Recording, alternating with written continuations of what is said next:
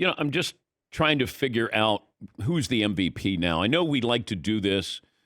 We get ahead of ourselves, like first month of the season, MVP candidates, and then, guys tend to fall off and then reappear. Who is the mid-season MVP in your opinion at any position?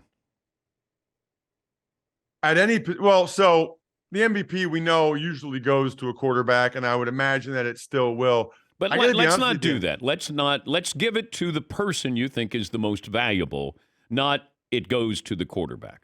Yeah, no, I think that's fair because I do think that A.J. Brown and Tyreek Hill should be mentioned.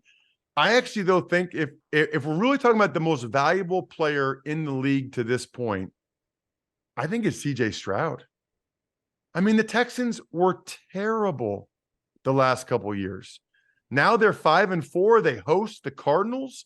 If they win that game and they're favored, they'll be 6-4 and in the playoff race. Yeah.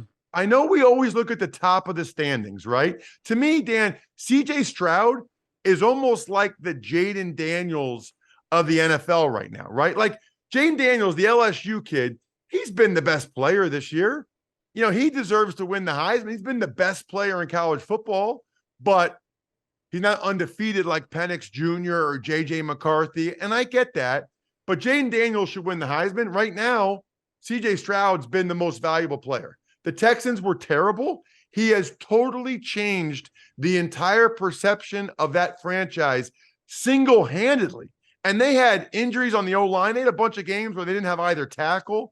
Their receivers we thought were pedestrian. He's making Noah Brown and these guys, Tank Dell, look like stars. There has not been a more valuable player in the National Football League this year than CJ Stroud, the quarterback for the Houston Texans. He probably won't win it, but he's the most valuable player so far in my mind.